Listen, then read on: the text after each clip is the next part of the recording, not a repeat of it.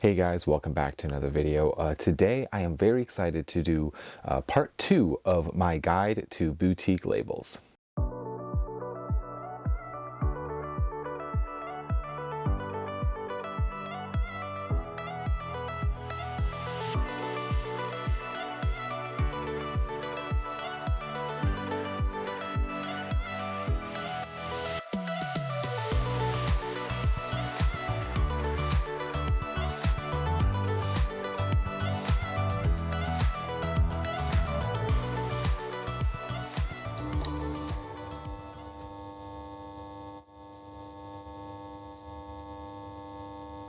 Hey guys, welcome back. Like I said, I just want to do a second part to my boutique labels videos, I guess, that I've been starting. In the last video, I talked about Criterion, Arrow Video, and Scream Factory. Today, I have 3 more labels that I'd like to talk to you about. If you are within the movie community, you probably have heard about all of these labels already, but these videos are more for the people who are slowly getting into collecting physical media. When I first started into the physical media world, I really had no idea even what a boutique label was. So this is just going to be kind of a helpful way to slowly get into them. Obviously, there's many different types of labels. They all serve different purposes, in my opinion. There's a lot of stuff related to horror. So if you are not a horror fan necessarily, that will also just like take out a lot of the different boutique labels. But today I just wanted to focus in on 3 particular labels. If you do already collect physical media, you would have probably already heard of these. Chances are you would have. But first off, I wanted to start off with talking about the label of Vinegar Syndrome. Now, Vinegar Syndrome is a very interesting label. So I'm going to put up on the screen what Vinegar Syndrome's mission statement is. Now, the way I understand it is essentially they want to preserve films that could have been lost to time, or films that might get overlooked by the general public. They'll do like restoration work on them, add special features. But Vinegar Syndrome has a great YouTube channel kind of talking about the different like restoration work, or they have some clips of like their archive where they store all of the different films that they have. I'll link it down below if you're curious on that. But Vinegar Syndrome is a very interesting label, but some films that I would say the general population that probably you've heard of, I would say, is like Texas Chainsaw Massacre 2, Roadhouse with Patrick Swayze, or like The Beastmaster. But those are just a few examples of the things that, average people have probably heard about. That's not to say that that is everything that they put out. There's actually a lot of things that they have put out that I've never even heard of. Some examples of things that, you may have never even heard of would be Silent Madness is an example of something that's, before Vinegar Syndrome I've never heard of, or Hitcher in the Dark. These are just a few examples that I have within my own collection. Or the film Madman. So there's a lot of different types of films within the Vinegar Syndrome catalog. I would say they lean more in the horror aspect of things. So there's a ton of different horror films, but there's also a few different sci-fi and just, some obscure things too. I know recently the movie Navy SEALs with Charlie Sheen was put into the collection, which is fantastic.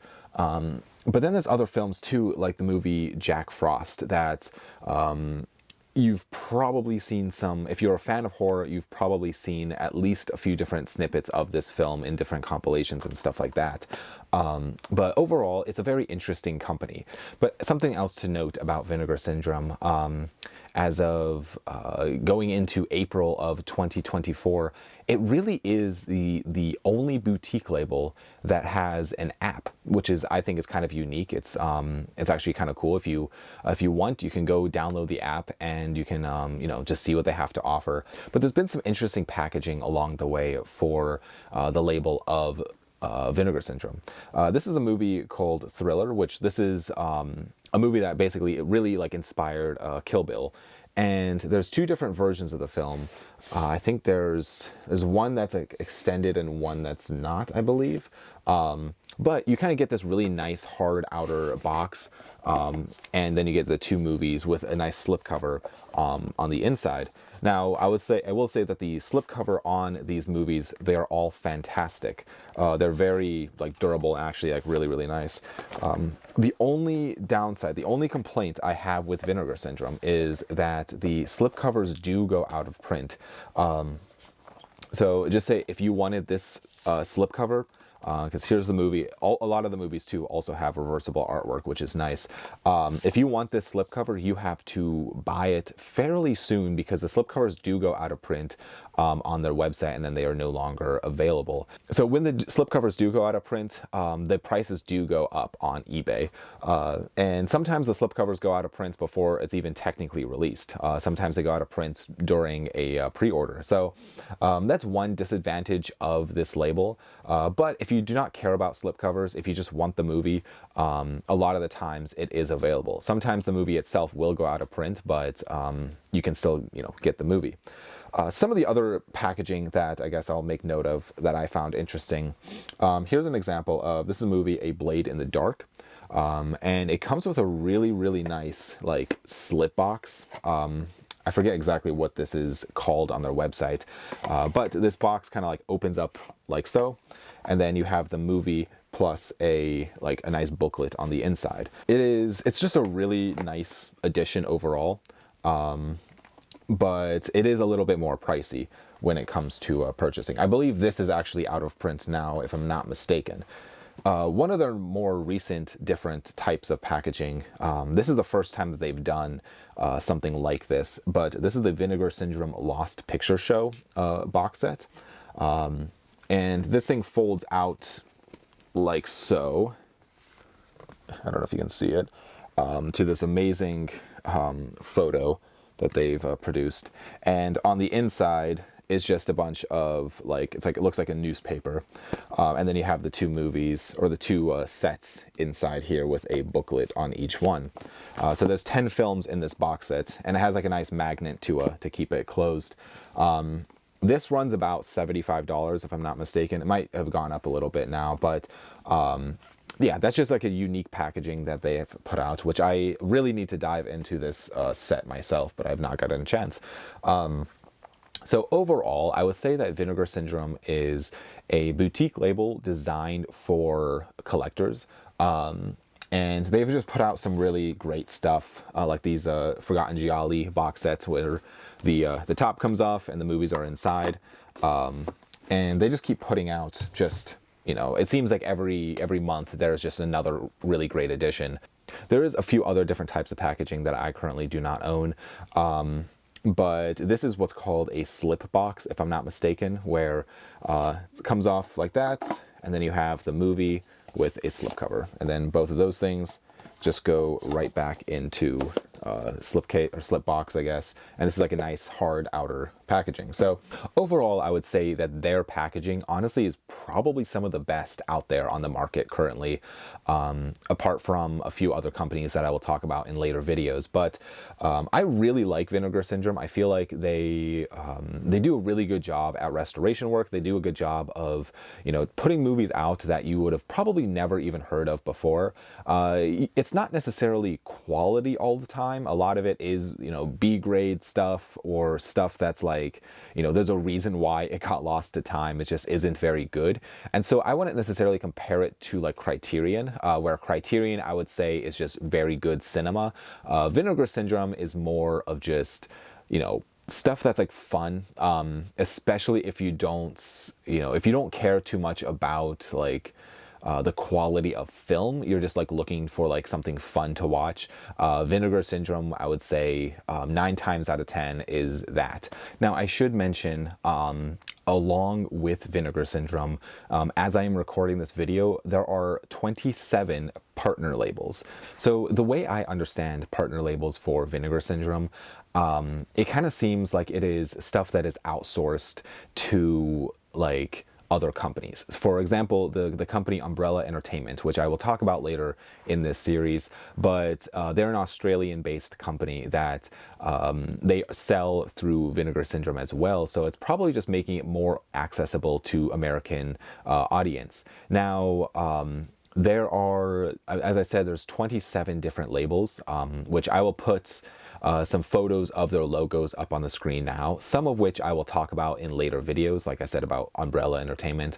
But for now, I'm just going to just briefly mention the partner label thing, because I could probably make a whole video just going over each individual partner label and you know, what they like, what's their target of like type of film, because some of them focus on solely VHS tapes, or like remaking VHS, or some are only like shot on video or stuff like that. So for now, I am just going to, you know, put up their logos, and if you are curious, I'll link Vinegar Syndrome as a website in the description down below, and you can kind of scroll through the partner labels and just kind of get a feeling for what they are. I will admit that I am not super familiar with the partner labels. I only have like 2 or 3 titles that are sold by the Vinegar Syndrome partner labels. So I didn't necessarily want to cover all of them right now.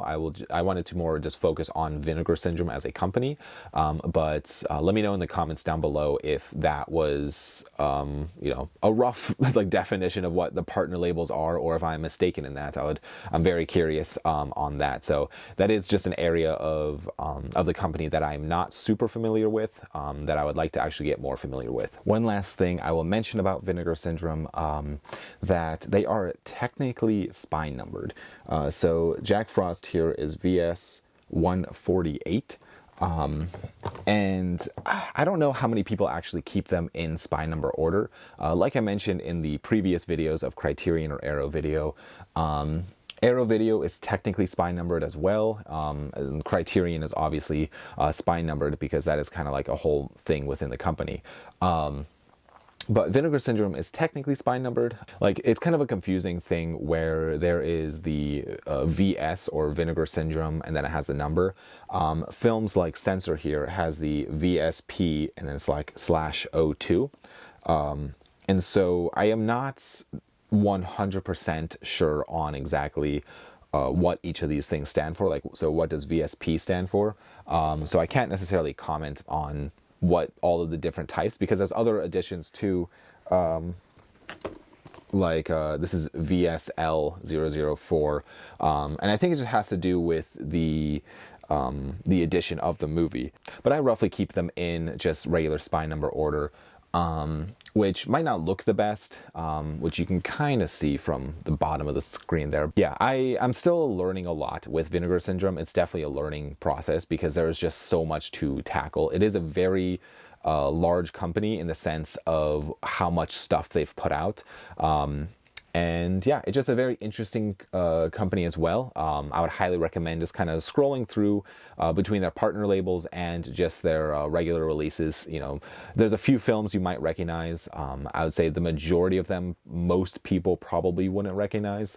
But they also, it's opened my eyes up to just some weird stuff that I've never really thought I would, you know, get to see. And it's fun. It's a lot of fun stuff.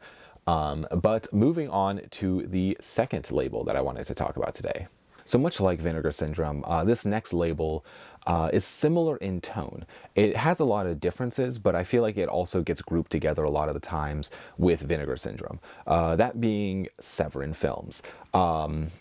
I love Severin Films. I personally just absolutely love everything that they've put out.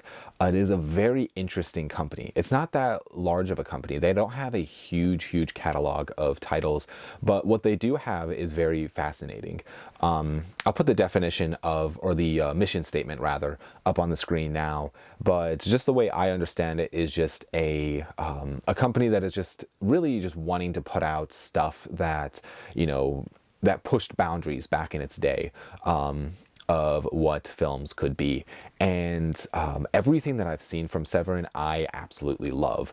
I will say that there's been a few titles that have been a little slow, but I would say 9 times out of 10 that it is just a fun experience. Some of my personal favorite releases of this company have to be, at least the ones I've seen, is stuff like Don't Go in the House, Burial Ground, which I think they just upgraded this to 4K. The Changeling is just a classic. This box set is just absolutely fantastic. It's just, 4 fantastic films that is just, it's really fun.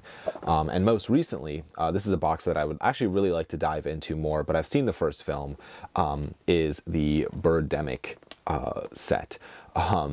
And I think it's just amazing that they've put this out on Blu-ray. So it is a wide variety of films. I would say the company does lean more towards horror, similar to Vinegar Syndrome, but there are films within there that are not necessarily horror. I think they just announced a Bruce Lee box set, which is really fun. But they're really known for their box sets. They've put out some fantastic sets over the years, and it is one company that I just really want to dive more into. So apart from Criterion, I would say Severin would be the only other label that I have a desire to collect almost everything that they put out. There's a few titles within Severin that I don't really care about, but overall, their box sets and just some of their editions I would love to grab. Like they've put out this, the Eurocrypt of Christopher Lee set. There's 2 different volumes of this set now, which is just a bunch of Christopher Lee films, which is just fantastic. And all of their box sets also do have like just a nice feeling to them, like a hardened cardboard. It comes with a book and all the movies in there with like these really nice black Blu-ray cases, which I think they're really the only ones that to do the black Blu-ray cases. So all of their titles really do look like, like 4K discs. Now you do get some Blu-ray cases, such as in here with the Don't Go in the House, where it's just a blue case instead of the black ones. But I think you can also purchase the black cases on their website. These do run fairly pricey for what they are. I would say like an average release would run you, $30, $35-ish dollars depending on the title. Some of them are going to be cheaper than that. Some are going to be more expensive. Obviously, the box sets are going to be more expensive, and 4K is going to be more expensive. But they are like not the cheapest thing, but they do have a sale. I believe it's Black Friday. I think they have a Black Friday sale. And some of their slipcovers, I should add that they're not the greatest quality. Like for the Burial Ground slipcover, it just feels like it's just a very thin cardboard sleeve. But then you have slipcovers like the Changeling, where it's, I would say this is comparable to a Vinegar Syndrome slipcover. But overall, I really just enjoy Severin Films. I feel like everything that they've put out that I've seen is at least in some way interesting. A lot of the stuff, as I said before, some of the stuff is, it can be a little slow, and it's probably not for everyone. But I figured I'd mention it in this video specifically because it does remind me a lot of what Vinegar Syndrome is. Now, along with Severin Films, they do technically have a partner label, and that being the label of Intervision. Now, the way I understand this company, it is everything shot on video. So it is going to be lower quality. It's going to feel like a home video. And it's going to, the production value is just going to be very, very, it's going to be pretty low. And so films like the Birdemic trilogy, the first movie is technically within the Severin catalog, but then the second and third film are in the Intervision catalog. I am 90% sure it is all under the same company. They just do Intervision as all the shot on video stuff. But if I'm mistaken in that, I apologize. I don't have a ton of Intervision titles. I have obviously what I showed earlier, the Birdemic, and this has Birdemic 2 and 3 as Intervision. But I also have here The Burning Moon, which is also shot on video. And so they have some interesting stuff on through the Intervision label, I guess. But I would say what I focus more on is the the Severin Films logo, or the Severin Films banner of stuff. But overall, I really love Severin Films. I feel like specifically their box sets is really what makes them shine. Something else that makes the company really unique, they have a podcast. I think it's just, I think it's definitely on Spotify. I don't know if it's on Apple or not, but yeah, I would highly recommend checking out their podcast. I think it's just called the Severin Films Podcast. It's always a fun time to listen to, especially people talking about the films that they've just done restoration work, or like they do quite a bit of research and quite a bit of extra work when it comes to each restoration, where they'll get special features that they'll produce them themselves. And, you know, they might go out of their way to find the original people working on the project to participate in the special features. And so it's just an interesting, podcast. I would highly recommend checking it out. But I will also have the website linked down below. The last label that I wanted to talk about, it's definitely a smaller label in comparison to Severin or Vinegar Syndrome, but this is a label that's actually been around for a while now. But their catalog is it's pretty small, and that would be Grindhouse Releasing. Their mission statement says, Grindhouse Releasing is a Hollywood-based distribution company dedicated to restoration and preservation of classic exploitation films. The thing does go on for a while, or the mission statement does talk about how they were founded and stuff like that. But in a nutshell, it just sounds like they are wanting to release the classic exploitation films. So such films like The Beyond, Cat in the Brain, Pieces I would say is a big one. I have here I Drink Your Blood. I have Cannibal Holocaust and Cannibal Ferox. And these three that I have, well, then I also have this one, which is one that I've not actually gotten around to watching, but that is a Massacre Mafia style. But these three that I have seen, obviously Cannibal Holocaust is a notoriously controversial film that a lot of people have at least heard about. Some people may have not seen it. It is definitely not for everyone, but it's a very interesting film, especially for the context around the film and how the director was accused of murdering his cast, and there's a whole backstory with it. But it's not necessarily a pleasant watch by any means, but it is a fascinating watch too. But each edition of a Grindhouse Releasing title, a lot of them, not all of them, but a lot of them do have a slipcover or a slip case that slides onto the side, and then each movie is in a clear plastic case. Some of them come with posters, some of them come with CDs. This one in particular did not come with either of them. But inside you just have, the discs and a little booklet. I think Cannibal Holocaust comes with a poster and a CD, if I'm not mistaken. Yeah. But each edition is pretty interesting. I think the slipcovers do go out of print. They've really only released, I would say, I don't know, like less than 20 titles. So it's really not that many to collect.